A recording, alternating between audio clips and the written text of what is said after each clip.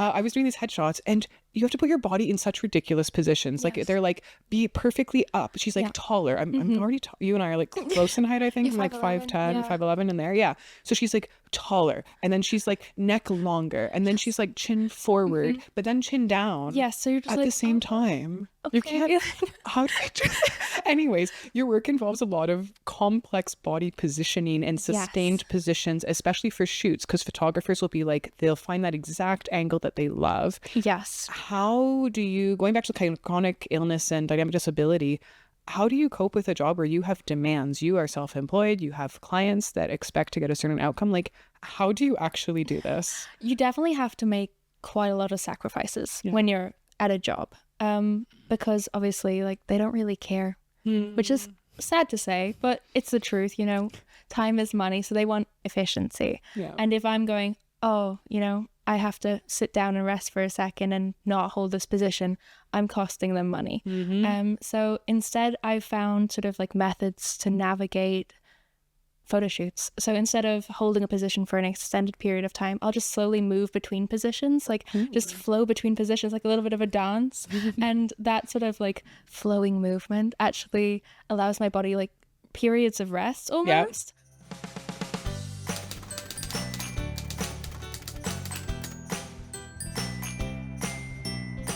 Hey, I'm Hypermobile, and if you're listening to this, I'm guessing you might be too. Hi, my name is Alex, and I'm your Hypermobile host, and today we have on Emily. Emily is a model. She is a patient of mine as well. You guys consented to be on here, just to be clear. You're here of your own free will. And we're going to talk about some really important and cool stuff today. So as you know, kind of like the theme for this season is about kind of the realities of all of this. And we have a lot of different voices and people with different experiences. There's an episode that I recorded yesterday, actually, where I'm talking with my coach or personal trainer about some of like the sportier things I'm doing. And there are also ways, thank you so much. And there are also like people though that are more affected and disabled in ways that affect them profoundly, you know, on different ends of this spectrum. And I think dynamic disability and invisible illness are two words that we really need to talk about. Yes. And it's something you've experienced in your work as a model. Definitely. Can you tell me a little bit about you and how this has affected your career and your life? Yes, definitely. I guess it all sort of started back in 2019 when I started having seizures. And I went down a bit of like a medical rabbit hole then and was sort of just trying to find answers for anything and everything. And so on that journey, I went and saw a rheumatologist who then introduced me to you. And that's when I got my sort of Ehlers-Danlos hEDS diagnosis. And I guess like alongside that, you know, I got diagnosed for things like PCOS as well, POTS. It feels like everything under the sun, really. It's always hEDS and friends. You got hEDS and co-occurring conditions. Yes, all of the comorbidities. Every single one. We'll add that to the list. And so I guess like on that journey, that just helped me better understand a lot of like my childhood, where I grew up being very clumsy with like a lot of growing pains and dislocating a ridiculous amount, having had sort of knee operations by the time I was 14 and never feeling comfortable or sort of understanding my body. Did you find standing hard? Gosh, so difficult. So you pick a career that involves that. I just want to level that, like, make this clear. So you find standing difficult. Well, I was going to be a dancer, you see, Alex. And so I guess with dance you can kind of fidget or move with it. Yeah, but then things just dislocate. So then it's just like, oh, where do we go? I know. You know, we'll stand religiously and walk on runways in the smallest, pointiest heels. There we go. And work and photo shoots always happen at wild times. Ridiculous times. And the positioning is challenging. So before you came on, I showed you my headshots. Yes. And because I try my best to be a model in my spare time. Just kidding. It's for my upcoming book. You look amazing. But thank you so much. You give me model one-on-one from Alex. That's my second career. After this, I'm ready. But anyways, I was doing these headshots, and you have to put your body in such ridiculous positions. Like they're like, be perfectly up. She's like taller. I'm already you and I are like close in height, I think. I'm like 5'10", 5'11" in there. Yeah. So she's like taller, and then she's like neck longer, and then she's like chin forward, but then chin down. Yes. So you're just at like, the same time. You okay. can't.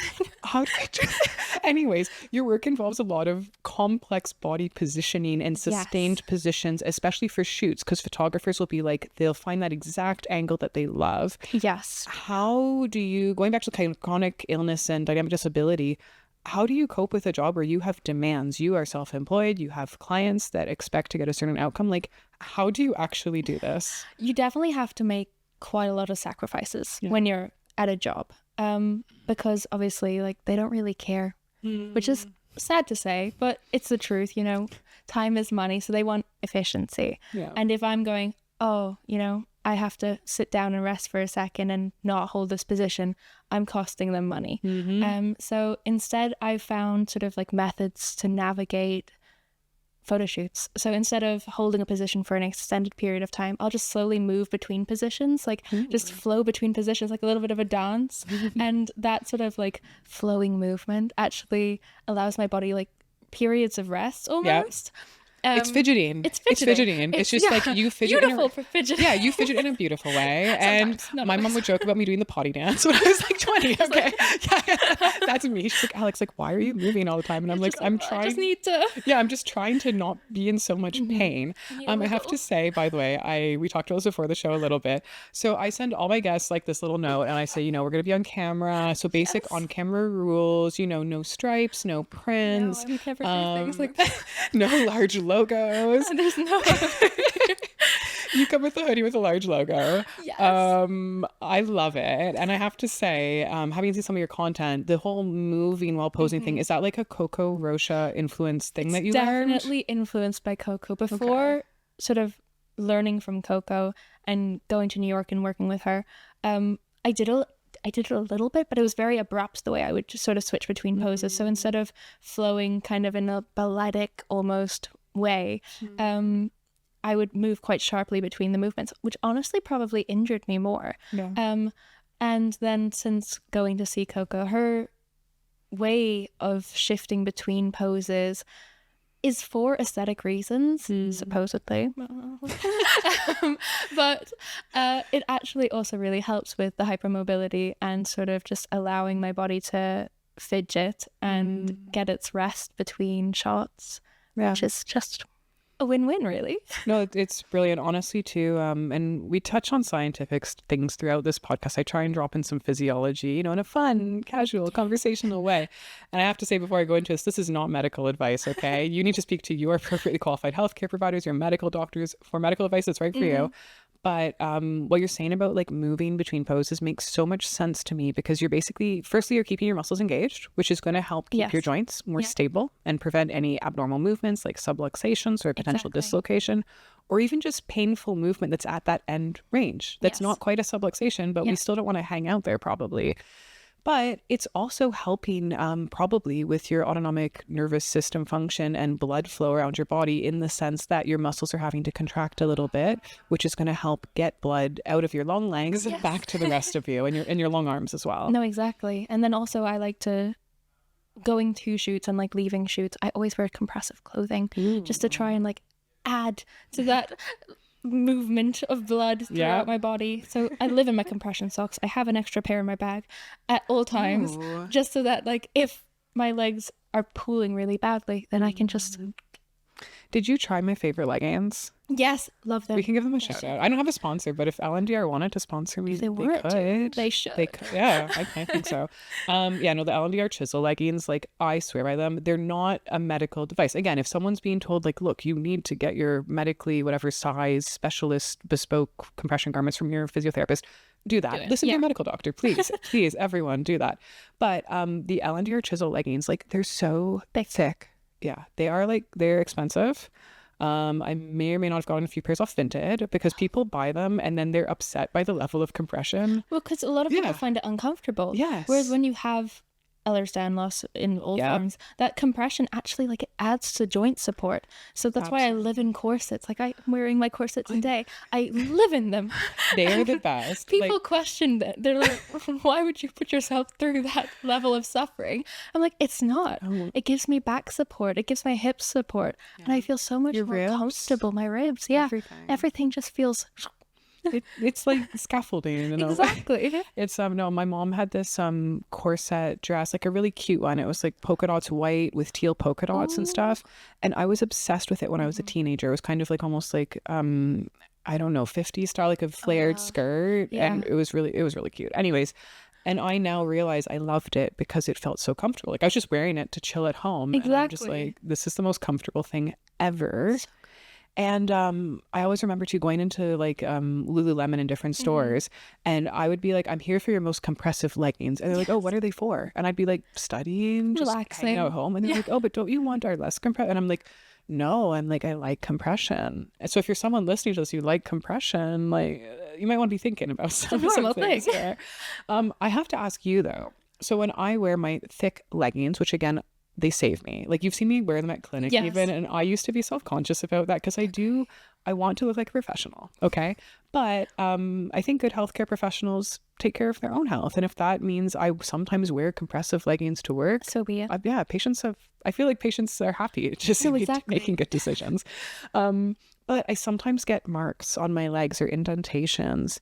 How do you deal with that? Like, do you just not ever shoot your legs, or how do you manage that? It's a tough one. I mean, my legs are sort of a sore subject in the industry. They don't like my legs in general, just because like I do have quite bad blood pooling, and so my legs do look quite swollen and discolored regularly. So clients sort of know what they're signing up with, what they're signing up for whenever they book me. So either we wear clothes that hide my legs, or we don't shoot my legs, or they just have to accept that that's something that's going to be featured and fix it in Photoshop, which is a wonderful tool. But like, I think sort of being aware of how sensitive my skin is definitely something that weighs on my mind. Like even I have some marks on my shoulders where I was wearing a dress maybe 2 or 3 weeks ago, and this dress cut my shoulders, and it was for a shoot, so I couldn't remove the dress, and I was only in it for maybe 5 hours, but I still have like cut marks. The soft skin thing is so annoying. So I find with shoes that they will rub the skin off my feet. Like I have like a scar from a wound I got because I bought this pair of sandals, loved them, they were so comfortable. I wore them for 3 days, and on the 3rd day I just started like bleeding.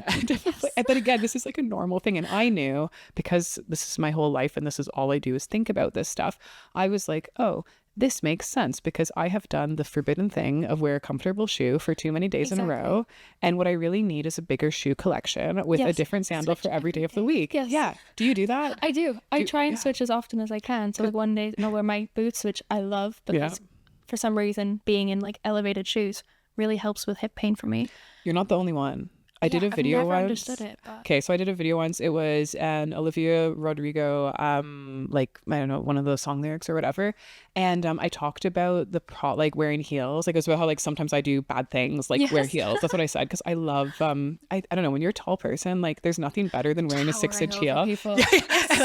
I like to assert my dominance through height. Okay. But anyways, I was like, hello. it's very like, it's kind of fun. It's fun. You feel just... like it's supermodel. And life is for having fun. We need to look at the benefits and the risks, but fun is, I think, even more important when you have chronic health issues. I'm just going to say it just that. helps mental health in that way. Yeah, exactly. But someone in that video, they're like, what are you talking about? Heels really help me. And I was like, oh my gosh, that's so interesting. And what they said, which I think kind of makes sense, is that when you're in a heeled shoe, you have to have your calves a little bit more engaged. There's kind of this muscular engagement because you're balancing a bit more that you have to have. And I think for some people, it really helps them probably a little bit with blood pooling, so you have more tension in the calves. Yes. And maybe with general stability in the foot. Again, I don't really get it. It's not my experience, but that's the only thing I can do to make sense of it. It definitely depends on the heel, I find. If it's like a chunky Give me heel tips. Yeah. If it's a chunky heel or like a wedge, then I find it really is great. But if it's a stiletto and like the shoe is just not comfortable, then I don't want them. I'll throw them out the window. Do you like the aesthetics of a skinny? Of course I do. I have like so many, and I need to invest in my chunky heel shoe wardrobe. And Dave needs to deal with this. Yes. So it's Doc Marten heels. Doc Marten. Oh my gosh, the They're boots. so Who is it? Sabrina Carpenter. Is it her? She had those like lace up Doc Martens. I should get them. They're right? so cool. Do you have a pair? I don't have the lace-up ones. I have the boots. Okay. Like the heeled boots. Okay. You know, the knee-high lace-up ones. Yes, I love them. That's what I want. They're But great. I worry they I don't have fit big my calves. calves. Yeah, this is the issue. Yeah, because of blood pooling. Emily, one day please make a hypermobility friendly fashion line. I'll try. I am waiting for this, okay? Because I'll try them on. We'll see if they fit. Maybe you'll see me at them at the book launch. Who knows? But going back to your legs, because we've talked about this a lot, and it's been part of your journey almost from very early on. I kind of knew you pre the legs being an issue and then post. Yes. How do you feel about them? Because you talked about how photographers or the campaigns you're doing, they might edit them or they might avoid shooting them. You know, I love the long pretty dresses. I know you do too. So sometimes they'll just cover them up, and if that's the shoot, that's okay. But is anyone ever just chill about them? Like, they're your legs. Occasionally. It's actually quite rare, which is really sad to say. Yeah. But you might just have a stylist or someone who because it's become a default of mine now to apologize for my legs before anyone says anything, just because I'm so used to getting criticism for them. So then, like, I'll go up to a stylist and I'll be like, oh, I'm so sorry. Like, these boots don't fit my calves. I have massive calves. And then he'll be like, oh, amazing. You were just really muscular. Love that. I'm like, who are thanks, these? Queen. Who are these angels? Like, they're so rare, but when they come your way, you're just like, I want to take you and put you in my pocket and bring you with me everywhere I go. You need to give me their names so we can have some hEDS HSD stylists. 100%. I'm being dead serious. I'm gonna. I have ask you two for in this. mind. Okay, please, because I need one as well. Now, exclusively. I'm trying to do a glow up, or I don't like the idea of looks max, but you know what I mean. I'm trying to do a refresh. So yeah, I could use some help. Amazing. Going back to your legs, how do you feel about them though? Because you apologize for them. Yes, and they're definitely an insecurity of mine, which is sad to say, but it's the truth. It's okay. And yeah, we all have our insecurities, and my legs have become one of mine. Yeah. Just because I'm never sure sort of how swollen they're going to be on any given day, what color they're going to be. Will they be solid color or mottled? Yeah, half the time they're just speckled and you're like, ooh, Easter egg hunt. Yeah. How many bruises or hives? So many bruises as well. Hives. Yeah. Constantly. And so, yeah, I get a little bit self-conscious about them, but it's something that I'm slowly learning to accept. And I also tend to cover them, which is not necessarily great, but it's my way of managing and my way of coping. And then also covering them with compressive fabrics helps deal with the blood pooling, which then makes me not be in as much pain. So it's just there's a win-lose scenario going on, but... And I think body neutrality is a really important thing to talk about, because we kind of went through I am a bit older than you, so I was around in the early days of the skinny mini cocaine chic, whatever they call it, which is back. Why do all the horrors have to be happening now, Emily? Why? We do not need to see people's underwear above their jeans. We went through this. No, the fashion trends have now done some sort of resurgence, and we've now got the heroin chic era back, and I'm just can we not? No. I'm actually writing an article on this at the moment, and it's talking about the resurgence of heroin chic and how in 2023 we actually hit the peak of inclusivity in fashion weeks, and how it's all just gone downhill from there. And it's gone down fast. It's gone. It's it's changed fast. When are we gonna get this is gonna age me, but the Jetsons or the future, love the Jetsons. Those comics where we're in the future and it's nice and fun and cool, and how they're all wearing compressive garments. When do you predict that trend's gonna happen? Because I want a full body compressive Catwoman suit. I want to be able to wear it and not look weird at the same time. I think it's gonna be a while. I think this sort of movement, this fashion trend is here to stay for a while. Unfortunately, I'm not enjoying it at all. And Fashion Week was last week in London, and so I just was having a nightmare of a time. The thing is, though, if you're out of trend long enough, you become avant-garde. Exactly. Do you know what like I was wearing belt bags, or we call them fanny packs in Canada. I Like a don't bum bag. Yeah, bum Yeah. bag. Everyone calls them different things. Whatever you're gonna call them. I was wearing those like my whole life because purses really injure me, so I could never. Yeah, they're just Yeah, really useful. dude, I wear two at once sometimes, like front and back. So look, I am because of my really bad shoulder and neck pain. I would do anything to avoid having Yeah. weight on my neck, and bras have been an issue for me as well. So yeah, a bum bag, and then I had this like fabric loop that would go on my underwear, which sounds chaotic, but I was a very like safety conscious like teenager, Right. and I was worried about someone pickpocketing me like when I was backpacking and stuff. So I would literally hide it under my trousers as shorts. And I thought, oh, I'm doing this from like a safety perspective. But then I would just start like only using this when I go with my friends because it meant I didn't have any weight on my body. Because I would just have like one bank card, a little bit of cash. But every time I wanted to pay for something, Oh, then I had to like foraging. I'd be like 1 second, just like reaching down slightly. So yeah, that was awkward. But guess what was in fashion in 2020? Belt bags came Yes, back. the bum bags And my came mom's 80 one from the 80s. I still had it. I know. Going back to like, I guess dealing with bodies that don't do what we want them to sometimes. How do you manage when you have a shoot scheduled and you wake up and your body's not doing what you want it to do? Because I had a lot of anxiety, and I still do sometimes when I make plans. Yes. And then I have to cancel them because I feel ashamed, Oh, a little 100%.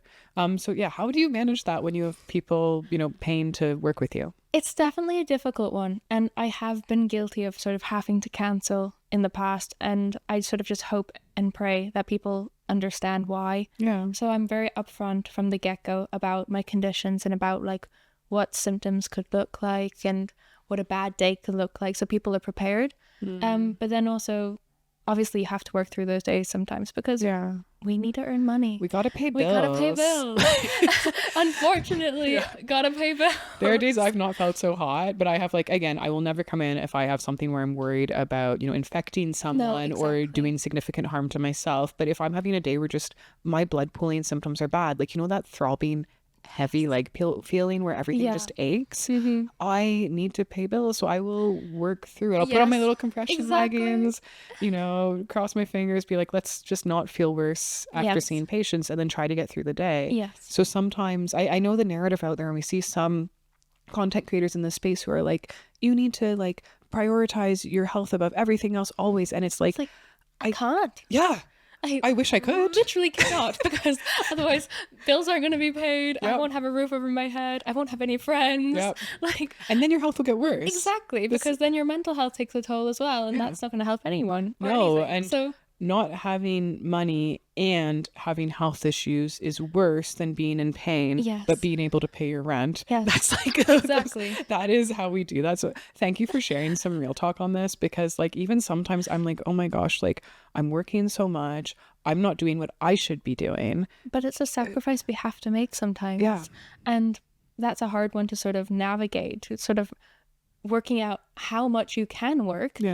So that you can pay your bills and sort of have money to sort of put away for rainy day. Especially when you're self-employed. Because it's different. I can't take a sick day and get paid. As well. No. If you take a sick day, that's it. And even sometimes you just need like, those days where obviously you have co-occurring conditions. We have things like people with ADHD and so on. And sometimes there are reasons even just for mental health. Say you don't even have that, but you just deal with chronic pain. Sometimes you just need a day for like a mental health day. But I can't take that. And either you can't be like, I'm just not feeling it. No, I'm just not feeling hot today. So I wish we could. So I'd say like that's one of the hard things about being self-employed. One of the good things, kind of, if you can afford it. Flexibility. Do you schedule recovery days after your shoots? I try to, but then I feel guilty if like a shoot comes my way and I'm like, oh, okay, I don't need to recover.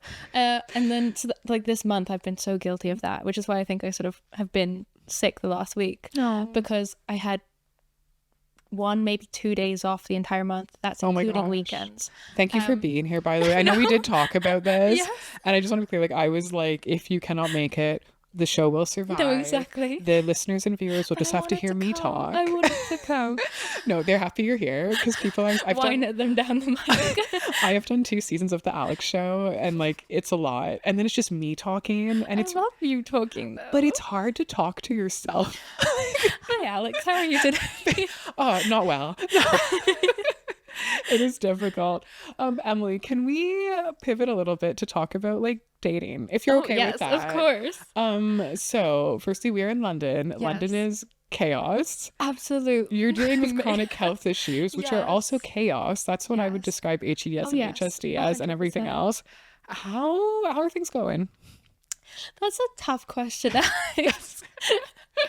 Well, as a 25-year-old now, Yeah. just turned 25, I know. Distinguished. I know, I feel like an adult. Sort of navigating life even is a little bit tricky because I'm tired all the time. I'm exhausted. I go to work knackered. I don't want to then go out clubbing and partying, Oh which my is what most gosh. 25-year-olds are doing. Are they really? I thought they were Sadly, staying home. They're not. But the newspapers say that people are drinking and they're sleeping. They're not drinking Oh. and they're not smoking, but they're still going out and dancing. So Okay.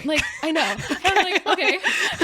I don't know how to navigate this. I'm not sure how they're doing that. I saw this video where someone had a stool, like a collapsible stool as a disability aid. Have you seen these Yes, fisherman they're great. stools?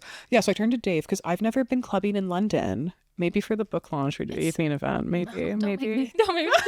Okay, I was gonna actually do I like wanna a be in brunch. bed. Can we do a daytime event then? Yes, I was gonna please. do brunch. Daytime, that's good. One person wants to do evening, maybe I will just go with them and then collapse the next day.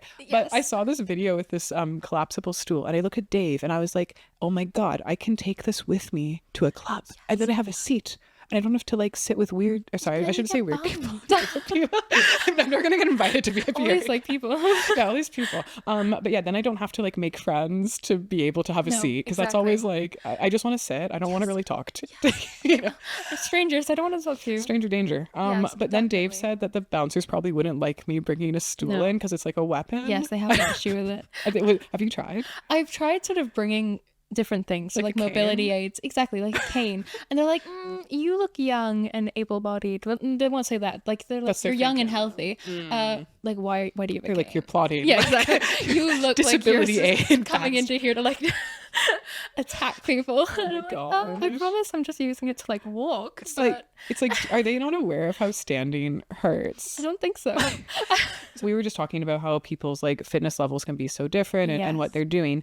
When it comes to dating and health issues and kind of it's hard because you'll have days where you kind of, I don't know if you ever role play as a normal. Yes, I love it. It's so fun. I'm like, oh yeah. my goodness, is this what it's like to be a normie? Yeah, I love it. And it's some days you just get tired of dealing with stuff. I like to role play as I pretend I'm a professional athlete. I'm not, Amazing. but I'm just I have to focus on my recovery. I have to, I have to recover this afternoon after my very challenging My workout. protein in. Exactly. I'm feet up, compression garments on, and it makes all the health things I have to do for my body just more fun. Yes. I could be there's nothing wrong with being yeah, I have a chronic illness and I need to treat my body this way. I just find it more fun to sometimes mentally take a break from that. Just checking out. Yeah. Just getting to take gotta- a little mental vacation. Yeah, It's got to take a great. nap. I have serious workout plans in place. But in terms of role playing, do you ever find it it's important for you just to take a step back from mentally just the pressure almost because there's not a break? No, from there chronic health isn't. issues. No, you sort of switch between working and then life. Yeah. And life is taxing as well. Yeah. So you're there trying to navigate relationships with friends as well as then entering friendships the are hard dating. too. Friendships are so Yeah. difficult because obviously you have to cancel plans occasionally and that can take a toll on a relationship of any sorts. 'Cause Tentative plans. This yes, is key. exactly. I'm always just we'll soft pencil that in. The best friends are the people who also have hEDS or HSD or undiagnosed symptomatic hypermobility Yes. or something or another related condition, Or whatever. just very understanding. Yeah, because then you can, oh my gosh, I've been relieved so many times when my friends with hEDS or HSD have been like, Alex, I'm not feeling great. And I'm just that's fantastic. I'm so happy. Thank you. Let's just Thank both you stay for at home. canceling. You are in my thoughts. I'm in your thoughts. We shall do this Yes. friendship long distance. And I'll see you Another once a time. year. And that's Yes, great. exactly. When it comes to dating, how do you handle it? Because this is something I actually don't know the right answer for. My guess is that there's not one. Yeah. But it's hard when you can have a good day and you could kind of almost mask things in a way because you look well. Exactly. Yes. You do. So do you kind of like keep that stuff private, or do you tell people really early on? I'm just curious. You know, I sort of go the right off the bat, I'm going to Okay. disclose route. Most of my younger patients do that, by the way. Yeah. I do not have a study yet done on this, but I do, like, it comes up sometimes, and most people are just like, yeah, I just tell people straight up Yeah, I'm just how like, things are. this is what I you're going to love have to it. deal with. Like, here's my diagnosis, here's all the acronyms, good luck. Exactly. Because I know if I don't tell them right off the bat, then if I tell them, say, 4 weeks in or whatever, and I'm starting to get invested, and then I tell them all of this and they're like, that's too much, I'm gonna have my heart broken, I'm gonna feel sad, you know. So like, if I tell them off the bat, they know what they're signing up for. And also then they can like work out within themselves if that's something they're willing to take on. Because as much as I like to think I'm quite independent and can handle my conditions by myself, the people in my life do also have to sort of take that on, because they have to deal with me having like bad health days. They have to deal with me when I go into the hospital. You know, they have to yell at me to eat food occasionally when I forget. And then like, there are little things that they sort of have to learn to do and accept doing. And I don't want to sort of throw that into the mix way down the line when there are feelings then involved. So I want sort of people to have the option to check out. And I think that's fair. And have you ever seen the La Poubelle guy on TikTok? No, I don't think Oh, he's great. I'll send you him. I should know his name. I'm really sorry. La Poubelle man. I don't know your name. But he like lists qualities in her partner that like just aren't cool. And if they have it, just like La Poubelle. Like and in the bin. the bin. Yeah, like in the trash. And like, I love that. I've had a chaotic dating and relationship life. We won't go into details on it, but it's the one opportunity you have in your life where the trash will take itself out. And again, these might just be people. I'm not saying they're all trash, but like, just to go with the analogy, they might just not be the right fit for you. No, exactly. For whatever reason. I think you're amazing, so I think they all suck. But anyways, they might not be the right fit for you. And it's like, it sorts itself. It does. As someone in their 30s, I did it all wrong. Like, if you're a young person and listening to this is a one time in your life. You don't have to do anything. No. You know, other than protect your emotional well-being and safety and everything else that goes with dating. But like, they will just like see themselves out the door. Mosey on into the bin. Just like grease that slide and just like nudge them off. Let them go. Goodbye. No, I have to say, like, so we won't get into Dave's details. I wanted him on this season of the podcast, but he's all busy playing lacrosse and doing lawyer things and stuff. But he will be on an episode soon. I'm so excited. He has to be because he lives with me. So exactly. First-hand experience. He has no choice. I meant like, I will physically like drag this man like from my home to here. Perfect. Like, he has no option. This is why I do all my fitness stuff. Is to make strength. and to make things like this happen. But Dave has some chronic health things going on, which means that he like, there's this really unique understanding you get when both of you are affected. And I just say that because I know I have some younger patients who are like, when they're dating people, they are like making them do the Baden scale. They're like, if he is hypermobile or she or they or whatever, they're like, I'm not going on a date with them. This happens because I think they get worried about having two people with health issues in a relationship, which I get. Yeah, you can understand the concern, but also then surely you'd enjoy someone who understands what you're going through a bit more. When it comes to your, I guess, like, if we talk about health issues and invisibility in general, I think there's like, I think of it as the D word in my head sometimes, and it shouldn't be, but disability is like a hard word, and it's not that it should be. And I feel like the weight of ableism like so heavily on me and within me all the time. So if I say something that's like influenced by the ableism within me, I'm trying to address that, okay? But it's hard. How do you ask for help? Like, do you ever need to ask for help? Or all the time? Okay. All the time, but I'm not very good at it. No. I'm so stubborn. Have you gotten better at like asking for help over the years or identifying? Definitely slowly. I think just through friends sort of making me ask for help. They're like, Emily, how am I gonna know that you need help and what to do unless you ask? And I was like, you know what, that makes sense. They're not psychic. Exactly. I sort of expected people to be a mind reader before, but I think kind of because I wasn't necessarily sure what I needed either. And slowly as I've started to learn the things that help me and the things that I need, then I've been able to ask for it. But when you just feel so out of sorts in your body, you don't know what you need. You're like, I feel uncomfortable and I feel like something's wrong, but I can't pinpoint what and why. Yes. And it's just like, okay, well, now what do I do? And it's so disorienting, like everything to do with HDS, HSD, co-occurring conditions. It's like you'll wake up one day and you're okay. You'll wake up the next day and you're bad. Yes. You'll ask for help and then you'll be told it's in your head. Yes. You'll have, like in your experience, just going back to your legs again, you'll have the stylist who's like, oh my gosh, like, yeah, your legs are a little bit bigger. Let me help the good ones. We love the angels, the queens, plus we're like, let me help you with that. And then we'll also have like healthcare providers, like maybe a medical doctor be like, oh, your legs, like, They're what are you normal. talking about? Exactly. They're normal. It's in your head. Yes. And you're like, well, I can promise they're not. Yeah. Like, no, dude, I've seen you before. I've seen you after. Like, this is not normal. It is not normal. But like, it's almost like this whiplash. So it's so hard. Forget about even the, and again, people should not be embarrassed to have disabilities or to need to ask for help or to need to use a disability aid or whatever. But it's already difficult enough to have to be different. Yes. But then when your body has changing needs every day, time. every hour of every day, Yes. it's hard. It's so difficult. And then sort of like understanding how to navigate that yourself with like the dynamic disability, that whole nugget of the disabled community.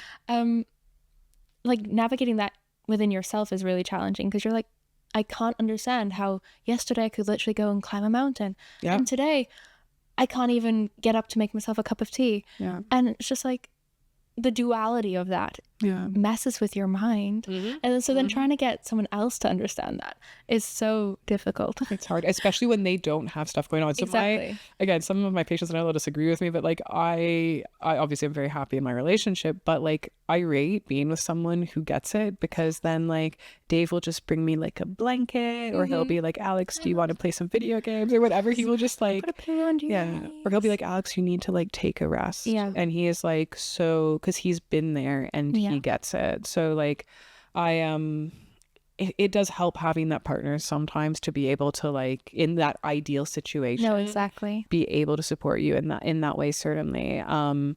In terms of things that kind of help you, is there, you mentioned compression garments, is there anything else that you like swear by or anything? I'm a big electrolytes or like salt in my water girl just because of the pots, and so as much salt as I can have I will have it within like safe parameters. Oh yes, I'm not like just having a bucket of salt. No, I remember I made like my salt supplement PDF. I can't remember if I gave you that or the electrolyte guide, but it's like, no, I realized quickly early on, tell me if you did this in childhood. I'm curious. Would you go to the sink and fill up a large glass of water and chug it and then fill it up again? Yes. Yeah, you'd always do two, right? Like two of like the pint-sized glasses. Okay, again, so everyone should know by now, I'm not a medical doctor, to be clear, but you care should osteopath, okay? And I cannot diagnose people with any cardiovascular things. But if your child or teenager is doing that all the time and they haven't just run like a 10K or something, they're just like waking up and like, oh, gotta like have my 2 liters of water. That is a sign. They are trying to up their blood pressure. They're trying to exist. No, I have to say, like, learning about electrolytes for me has made a huge difference. It's one of the cheapest and easiest things you can do. Again, we want to be careful. People need to speak to their medical doctors and make sure they're doing what's safe for them. But yeah, I totally agree. That's been a game changer. So good. Anything else you found helpful? I mean, I do have sort of like a little an array, let's say, of mobility aids. Yeah, like a box. Like a chat. I want like a big under my chest. bed. I have like one of those beds that lift up, and the entirety of my like under the bed filled with mobility aids. We've got crutches, we've got canes, we've got like knee braces, we've got neck braces, back supports. Fantastic. Anything, finger splints, because I dislocate my fingers so often. Like there's so many little nuggets of joy in there. Yeah, and sometimes you don't know what you're gonna need. No, but like having it is helpful. You know, for me, I right now I don't need too many braces. Funnily enough, I did wear a brace for my wrist from the age like 11 to 20 every night. Oh my gosh. So I fractured my wrist when I was about age like, I don't know, 10, 11, something like that. And then the fracture healed, but I kept having this horrible aching pain. And they imaged it. They're like, Alex, it's in your head. There's nothing wrong, blah, blah, blah. I went to the hospital, and then to get rid of me, they're just like, you have to wear this brace the rest of your life, basically, every time you sleep. Because it would be at night, I'd get this aching pain. I also had it during the day. But I think, you know, when you have chronic pain, you become so good at blocking it out. And then at night, because you're trying to shut down, you just feel everything You 100 times more. Oh yeah, 100%. So I you run out of energy, and the whole process of sleep requires that your brain stops distracting itself. So I had this like really bad nighttime pain, and they were like, wear this brace. It was this really pointless metal, uncomfortable Velcro scratchy. Oh, I know the one. You know the Yeah. one. I swear we all got this at one point, okay? But the hospital was like, go my child. They're like, you're just gonna, and they told me, they're like, you will have pain here the rest of your life. So I was Madness. basically told I'd have chronic pain and arthritis from the age of 11. I was told this from about the age of 11 or 12 as well. And they were like, yeah, you've got early onset arthritis. I'm like, Yeah. at 11 years old. It's grim too, and they just send these children away to just like go. I was just like, that does not sound right.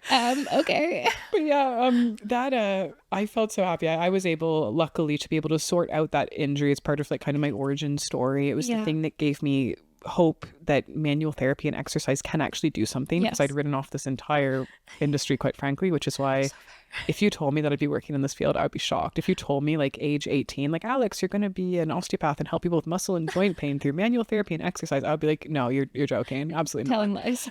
Like, it is, I don't like this field.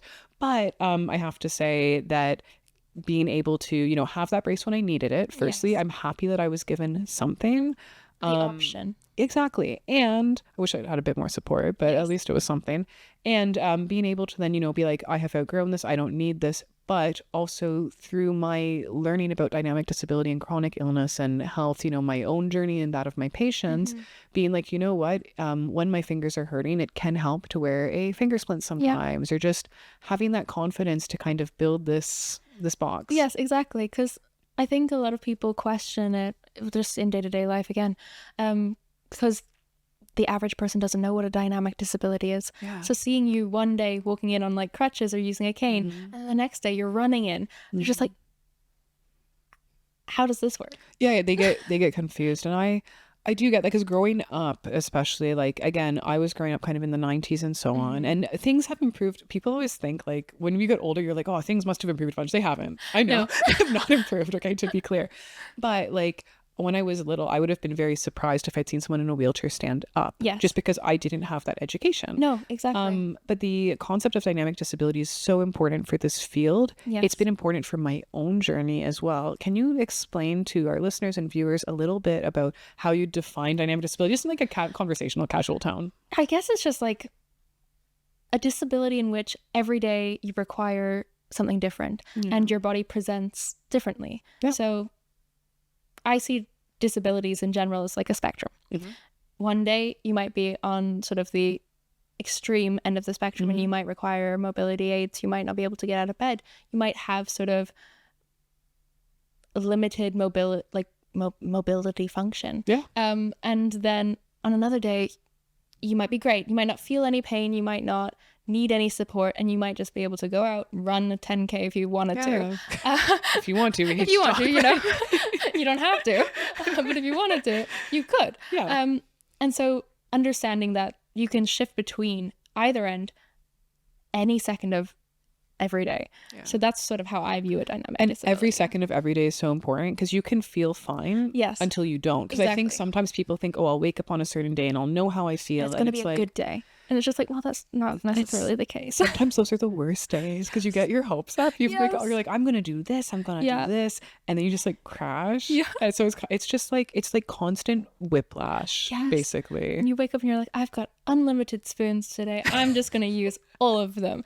And then by the time it's like 10 a.m., you're like, oh, no, I'm out. Whether it's spoons, whether it's like any other way that you kind of like ration or visualize your energy. Yeah.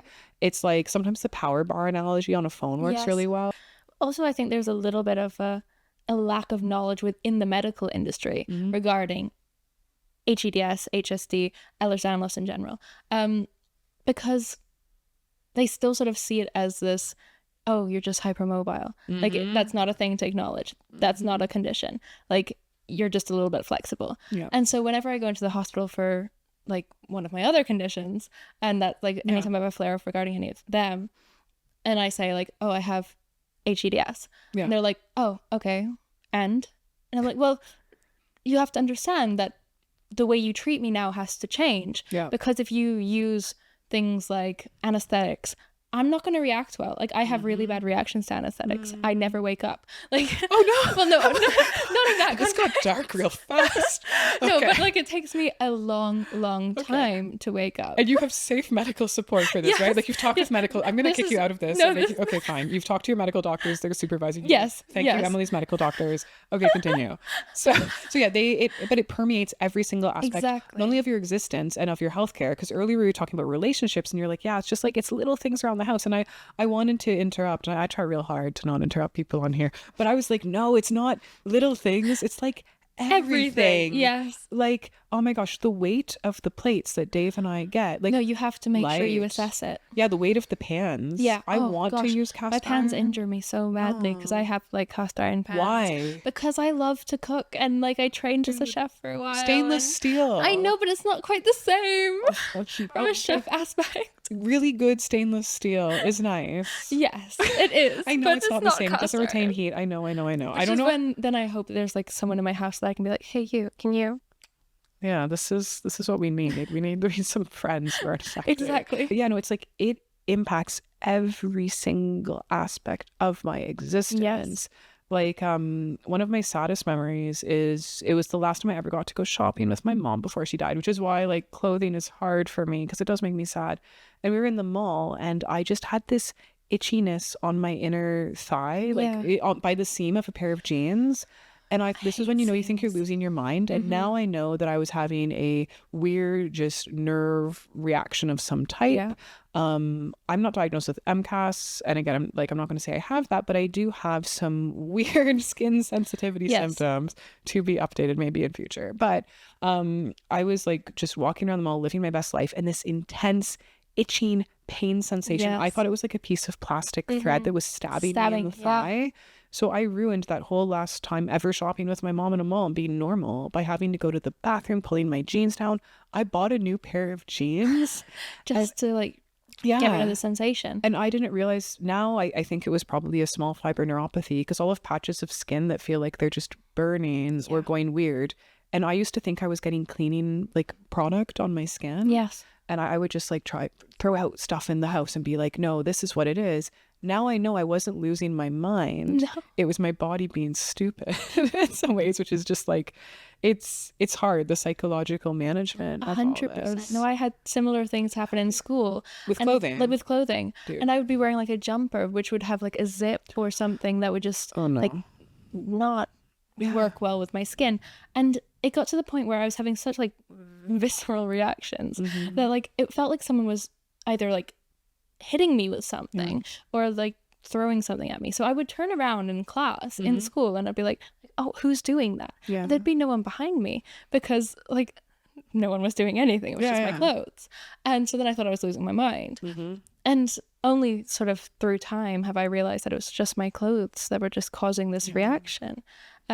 And it's such a weird thing to sort of then have to think about when you're looking at clothing to buy. And you're like, oh, how will this make me feel? Like 5 hours into the day, will I be fine? Or will I then suddenly have a reaction to the seam or the zip? Or will it suddenly just like get uncomfortable because it's like digging into my shoulders because it's got straps and I hate straps. Or to be comfortable for one day until it gives you a wound and then it's no longer comfortable.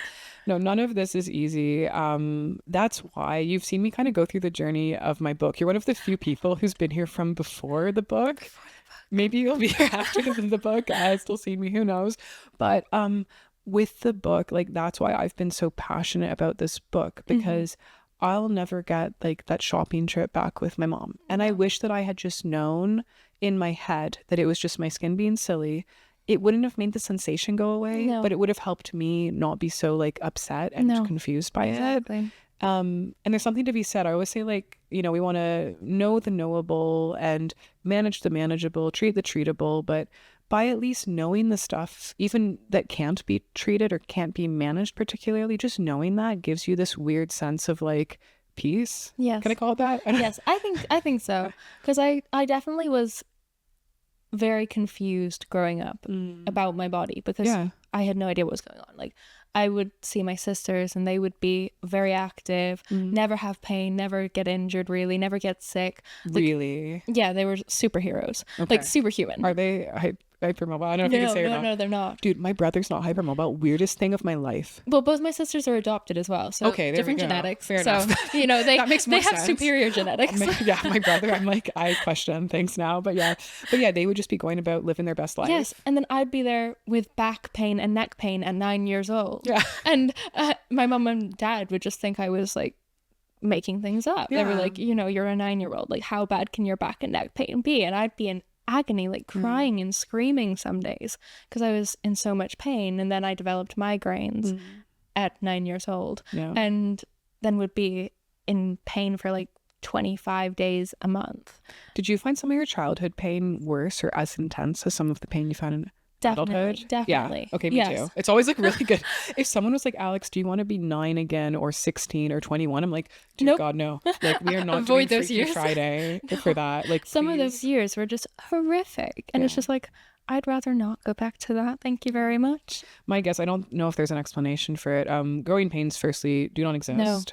People, again, if you want to fight me in the comments, I guess we can do this. There's a really good systematic review on this, so I will just be linking you to that. Yes, go there. But yeah, there is no clear consensus on the usage of growing pains as a diagnosis and what they actually are. Yes. As well, again, people sometimes when they experience growing pains, they will be in direct conflict with, I think it's the NICE guidelines or the NHS page on growing pains. They're like, oh, it has to be like within like the muscles, not the joint. And there's certain things. And it's like when you have that deep ache deep inside your knees, that's a classic place. Yes. That's something that should be taken seriously, according to the 100%. NHS page, according to my personal views of like not just subjecting children to chronic pain and basically gaslighting them. So yeah, no, having that type of health experience, it really affects your life, and it certainly makes things strange with your siblings, because I talk with my brother, so as far as I know we are biologically related. We look quite similar too, but I was talking with George, and George is a mathematician, so he's like a very thoughtful person. I love that. Have you spoken with many mathematicians? I have a few friends who are sort of mathematicians or work in finance. Yeah. They just love numbers and love logic. Yeah. And so that's how their minds work. And obviously my mind is a very different. Very different from this type of situation here. But my brother, I love him to bits. I asked him, I said, like, George, I just want to confirm this. And I have asked him this before, and I'm probably going to ask him this like 100 more times in our lifetime. Yes. I was like, I just want to confirm, did you have any pain as a child that didn't make sense to you? Like that didn't occur as a consequence of, an injury at a playing soccer or something like this? And in typical mathematics fashion, he just sat there, gave it a little thought, like a proper mathematician. Yeah, literally. He's a very thoughtful person. And he literally said, and I quote, "I've never had any pain that didn't make sense from a cause and effect perspective." My jaw like hit the floor. I love that. I was just like, what? Like, because I know it's possible. Yes, but obviously we don't have that experience. Yeah. Like, I can't imagine like that life. Like, and I was like, did you have pain at night as a child? Are you sure you didn't have positive? agonizing pain? I just want to double check. Like, you can tell me, you can trust me, George. And he was just like, no. And he was just chilling. I love that.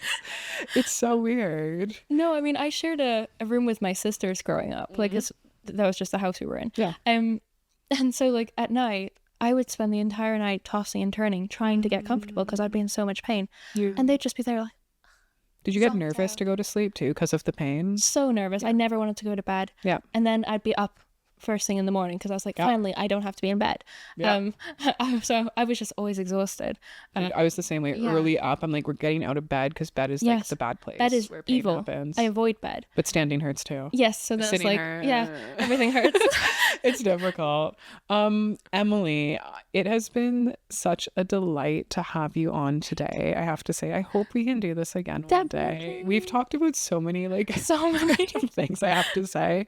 The question I want to ask you, if you don't mind, is there anything that you wish you could go back and tell little like 9-year-old Emily or little 16-year-old Emily? Is there anything? Oh, that is a good question. I think actually it's probably something a friend said to me quite recently, and I don't know if it's something that necessarily I'd be saying to little Emily, or maybe it's just current Emily that needs to hear it. But a friend told me recently that I'm never too much, because I get in my head a lot and I'm like, oh, all of this is too much for me to handle, so it's got to be too much for someone else to handle. And she said that like the people who are willing to accept you on your bad days are the only people who are worthy of accepting you on your good days. And I was like, that makes so much sense. And yeah, I think little Emily hearing that it would make her feel a little bit more seen, and a little bit more welcome in the world, because I felt crazy as a kid. I was just always in pain, always getting injured, and just sick and not being in school. And I never had like the typical childhood because I was an adult having to navigate health issues from 9. Not a typical person. No, exactly. It was just like, I felt like I had to be an adult, and I never really got a childhood because of that. So I think, just knowing that I'm okay as I am, and that it's not all in my head, and that things get better, and then maybe worse, and then better, and we're looking for that upward trend. So there's some my brother can do the terminology better than me. There's going to be ups and downs in this ebbs and graph. flows. And I spoke about this in another episode. It's hard riding. Sorry, it's hair in my face. It's hard riding those ups and downs, because when I have downs, sometimes I had one this summer. And it's scary because you don't know if there's going to be another up after. Like, I'm going to just keep believing there will be, because otherwise I can't mentally You have to hold out hope. You just have to like commit to that kind of. But sometimes absolutely there will be situations where people have it down and it goes down basically, and that sucks. But no, finding ways to ride that out and deal with the uncertainty, I think is critical. There's this quote from this poet Keats, and he talks about the idea of negative capability and being able to just kind of deal in situations where there's a lot of uncertainty. I'm really shoving this quote in here, but it's just the phrase negative capability always really resonated with me, because it's like, it's just dealing with uncertainty and kind of this acceptance of how things are, but still ideally trying to find those moments of joy and brightness. You have to have no matter how difficult it is, some days you have flying to unicorns with sparkles and rainbows, like you have to. And I think I was trying not to get teary when you were talking about you didn't say being extra, you talked about not being too much, but this idea, and I think it happens to a lot of young people, where they get told as children, you're too sensitive, you are being a drama queen, and so on. And that's from early childhood. They then get older and they're in relationships. And they still believe this. Yep. And these are people who, in my opinion, this is a topic I'm very passionate about. We won't get into it now because we need to wrap up in a sec. But these are people who end up being more vulnerable to abusive relationships. 100%. Because they believe that they're too much, and that they should be grateful for anyone to put up with them. And I say that because that was how I felt in my life. And I think for some people, the harm from that, we talk about co-occurring conditions and potential harm. There's harm even from the consequences of chronic illness and disability, where we know that people are at greater risk of being in those situations. Yes, definitely. So your, every guest says different things, but your comment on not being too much, I think it's absolutely one of the most important things that anyone can hear. And for me, it was the phrase, I read it on a card one day back when I was really struggling in a not good point in my life, but it was like, never let anyone dull your sparkle. Yes. And I think just knowing that you are a incredible person who's lovable and, who deserves everything in the world, I think having that kind of foundation to who you are as a person is so important. Definitely. Because it keeps you safe. And also you're just awesome. You're awesome too. Thank you, Emily. Emily, I'll have you back one day, but for now we'll wrap up. And I hope to see you at my book launch. I will definitely be there. It's called, I don't like to do promotion stuff, but I'm supposed to mention the book like a few times this season. Okay, I'll mention the book real quick. It's Help, I'm Hypermobile, your how-to guide to hEDS, HST, and life in a hypermobile body. I say guide, like it's a guide, like this episode has been a guide, let's put it that way. Unlike this episode, I do get really detailed on factual research. It is heavily referenced. Perfect. It is like, I wanted to kind of make it like something people can hold up when they're dealing with unpleasant nonsense situations in healthcare contexts.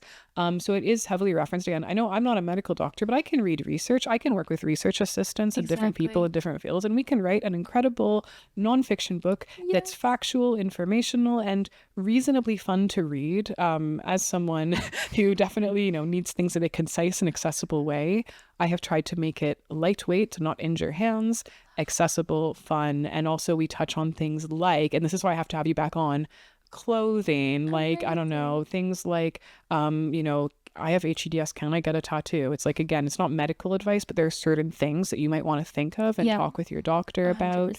100%. So just all the questions I get on social media, like, and from patients, all the random questions, I've just tried to put answers in here. So yeah, if you're excited about the book, get on my mailing list. It will be fine. Pardon? I'm already on the mailing You list. are good. And I will hopefully see you at the launch, and hopefully some of the listeners and viewers here. Anyways, Emily, take care. And thank you to everyone for joining us today. I will see you next time. Bye.